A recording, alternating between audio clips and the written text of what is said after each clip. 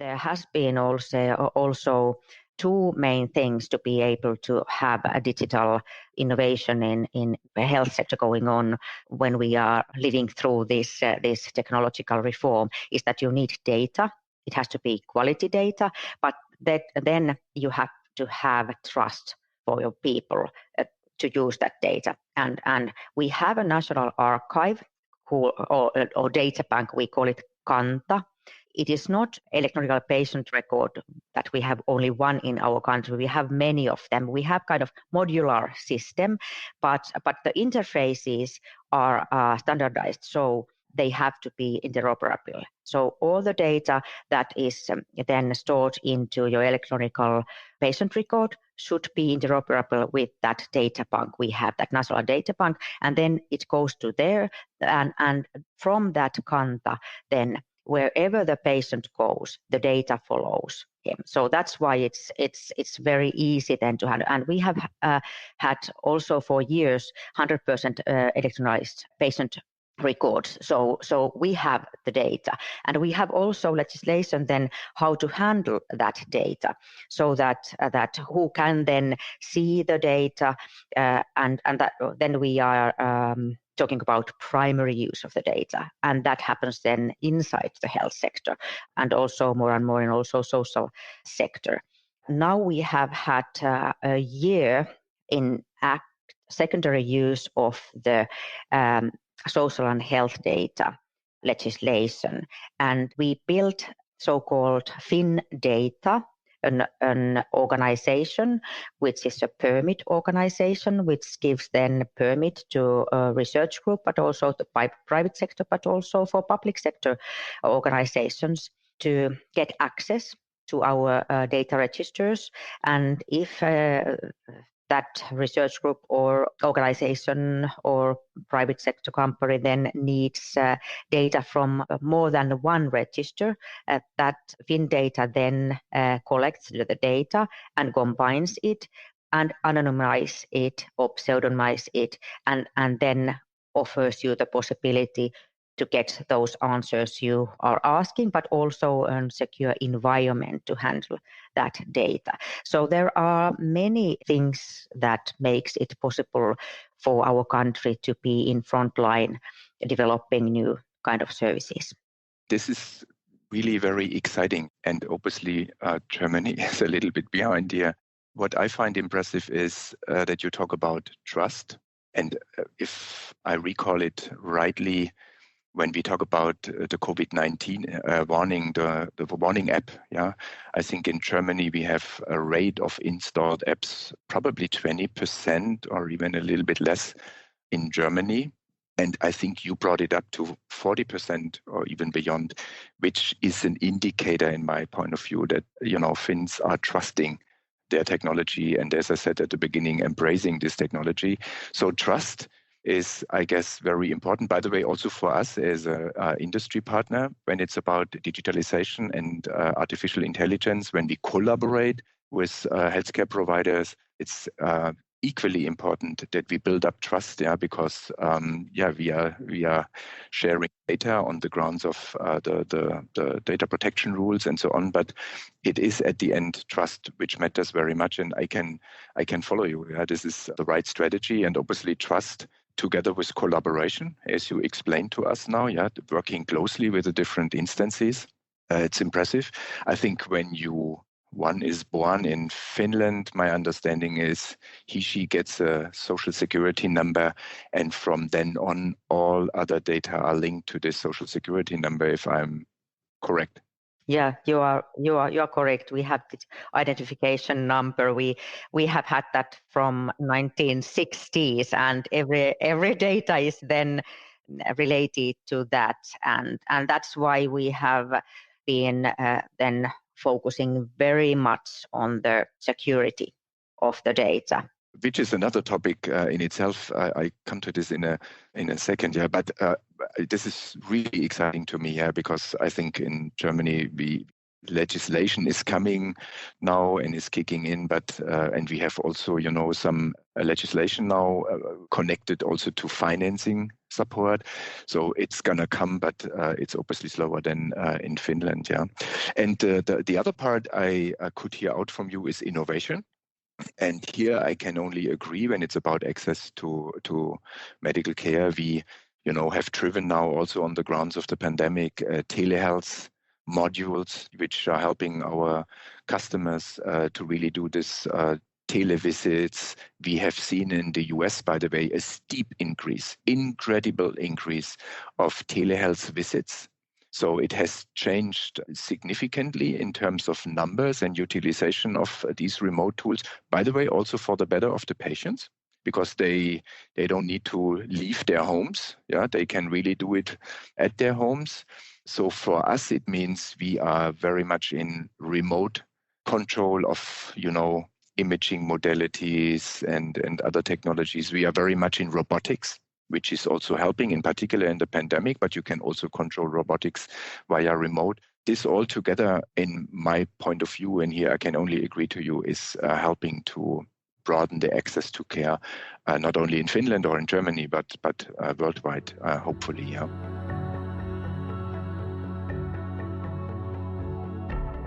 Talking digitalization, Päivi, brings me to the next question. I find this equally important. Digitization can contribute to better access to healthcare, but what do you think? What conditions need policymakers to create for digitization? You mentioned also cybersecurity, which is equally important, yeah, and comes with the trust. It's connected to each other. What would you expect from policymakers, what they have to do in order to ensure proper digitization of the healthcare systems? As COVID-19 has showed us, we are and can't only concentrate on our own countries. Of course, Finland makes a country, and at the country level, you need a legislation that suits to your country. But really to get all the potential we have now with the new technology, we have to think more about data crossing the borders, how we can collaborate and combine data from different countries and different registers regionally, but also globally, because COVID-19 has showed that data, if we have the data, real-time data, it helps us also to be better prepared, but also to have more effective response and give then real-time information for people, for them to keep themselves safe. And that's why I think that we have to think then both legislation and policy making at the country level, regional level, but also at the global level. And in WHO, but also in United Nations, the Secretary General has taken this very seriously. And Secretary General in United Nations has a process for digitalization and AI and robotics going on.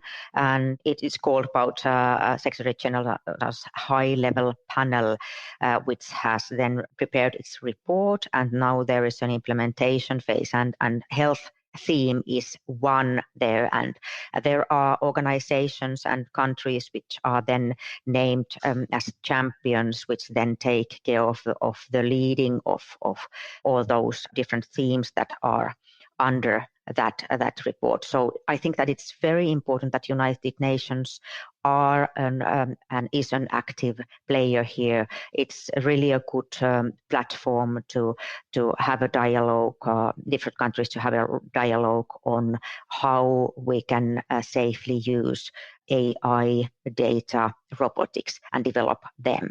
And of course, WHO is then one important organization because especially health information is so sensitive, and we have to be very careful with handling that data. But it also, I have to remind that it also gives us a lot of possibilities and potential for better healthcare, for much better access to health services. So therefore, I think that pays back to concentrate and to try to get solutions for how to use this data. And WHO is in November 2020 having its assembly meeting and it will be hybrid. So we will be discussing there the WHO's digital strategy discussions. I'm very pleased about that strategy, but of course there will be then comments from countries, but also from EU. And now I come to the EU level. And we heard from President von der Leyen already when she gave us the State of Union speak, and she mentioned that then digitalization will play a very important role during next years in EU's strategy. And that is so important. We have to get also legislation at the EU level on this issue. And Finland is playing there an active role because we have also already experience doing legislation which is harmonized with GDPR. So therefore, we are also active partners there. If I think about companies, I work with them also here in Finland because I try to help them work in these ecosystems and try also to find out challenges they have to do the innovation, because we really will them to be active players in innovation and then be able to offer solutions also for our other countries.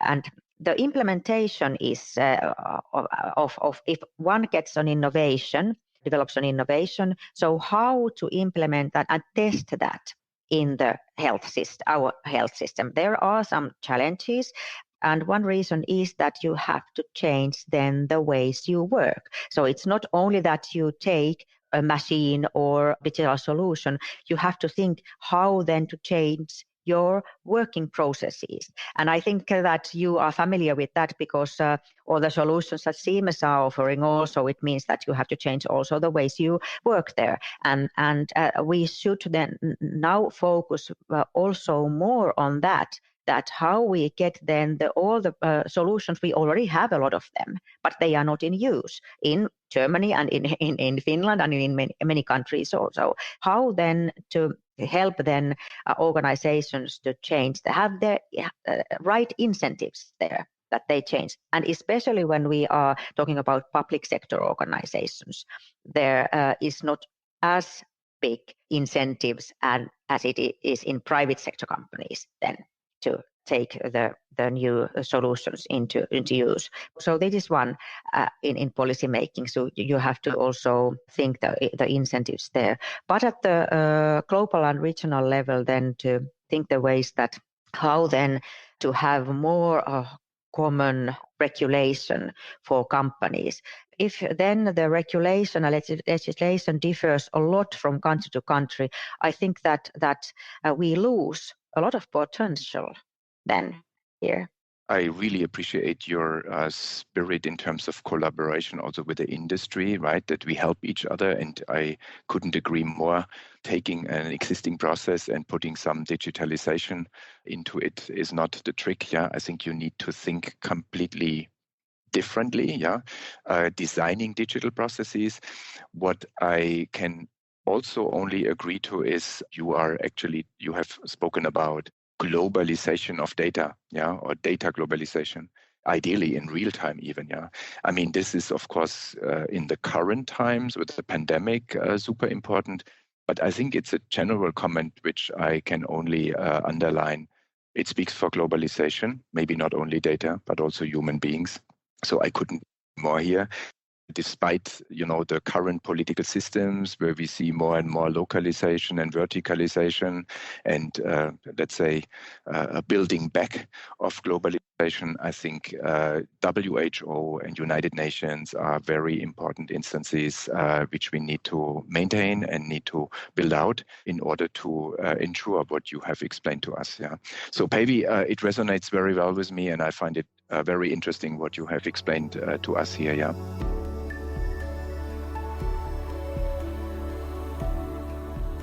Let me switch gears quickly. We talked a lot about digitization and technology, but patients at the end are really people and they are treated by people, human beings. What advantages come from diversity in healthcare? I'm talking ethnicity, gender, language, religion, I don't know, sexual orientation, professional and personal background, and what advantages come not only from diversity in healthcare, but in general. How do you see this? I see that it's so exciting and very richness that there are so large variety of different kind of cultures and people. And I'm a person who is enthusiastic to learn new things. So I think that to have that kind of attitude that you're not shutting yourself, but you are kind of curious on, oh, how do you think of this and why? And so that we should have this dialogue going on with different cultures. And of course, when we just talked about data crossing borders and then having different countries, policymakers discussing with each other regionally, but also globally. But it's so important now when we see that there is not so much travel anymore during this COVID situation, that of course there are positive things also to the climate change, for example, but virtually it has been very good thing that we have had this technology, that we have had the possibility to see and have a dialogue also virtually. But it is very important also to have face-to-face contact with people. So I think that this is the situation. We have different kind of cultures, different kind of people, thinking, background. So, and we have to take this into account and then try to build societies where you are sure that all the needs of all the people are taken into account. And this is then how Finland and Scandinavia and I think European countries, it's very basic value we have, and we have been building on our societies so that we could be sure that we leave no one behind, and we could get everyone's need then on table when the politics and policymakers make their decisions. And it is not yet so. And gender, you took a gender aspect here.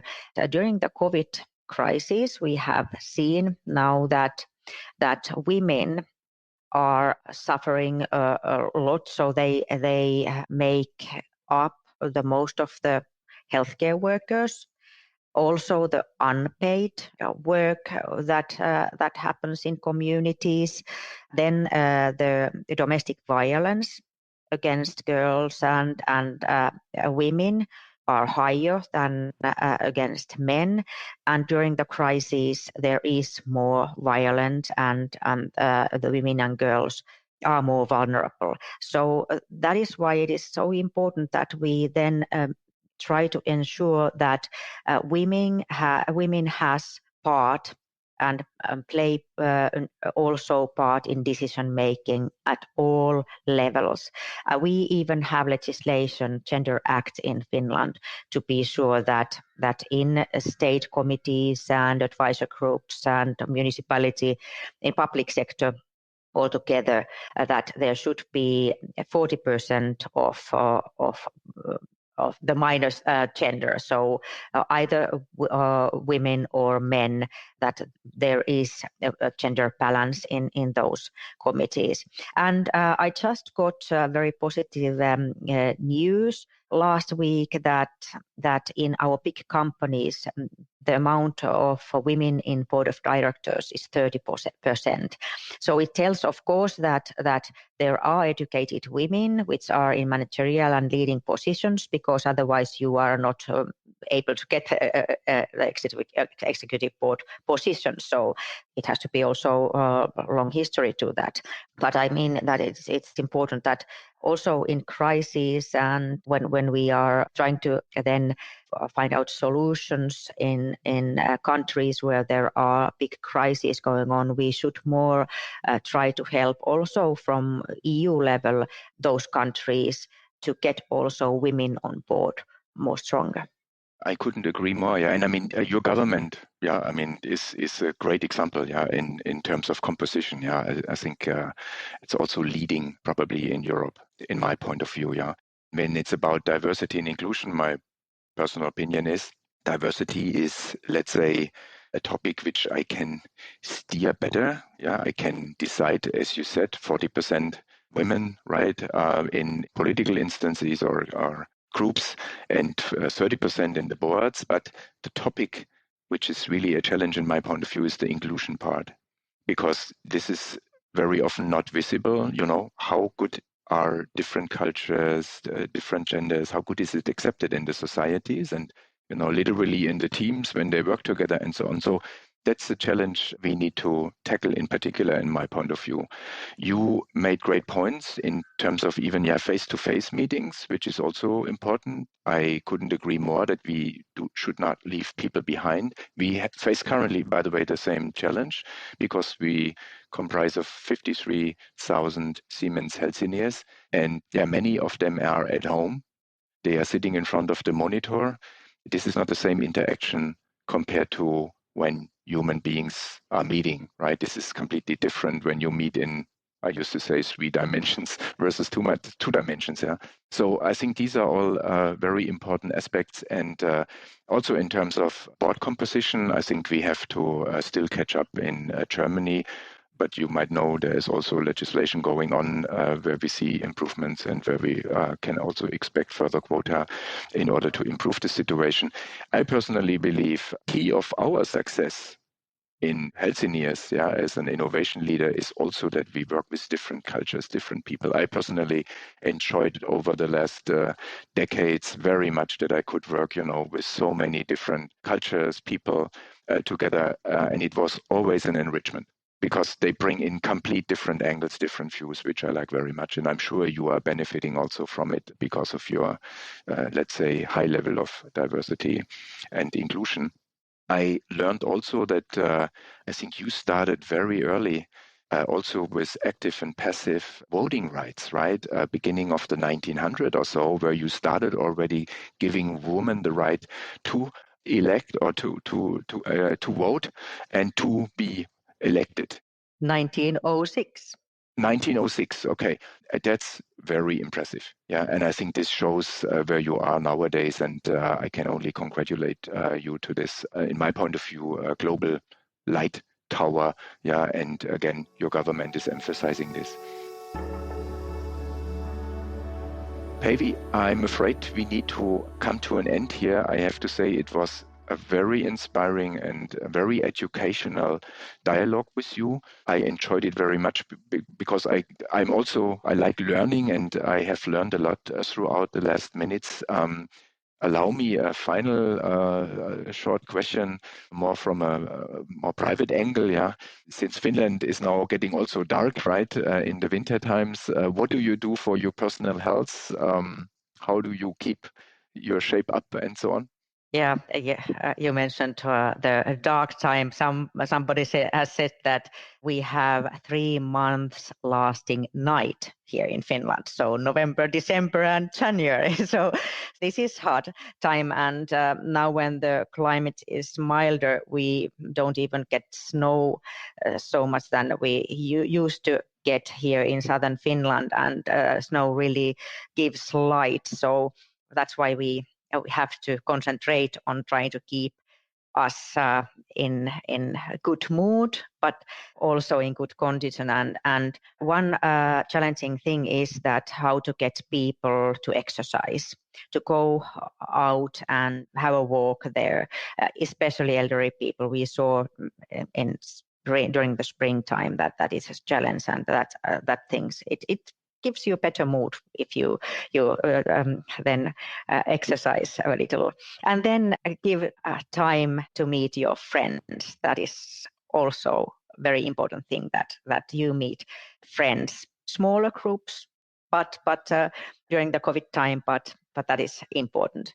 And then culture, music, theater, and then books to read or listen. So culture is a very important part of our human beings. And I think that you agree with me that Finns and Germans that we should keep in our mind that people are also much more than cognitive part of our brain. We have to have that part where the culture plays also a strong role, so that combining those two, right and left hemisphere, is very important to be a whole human being.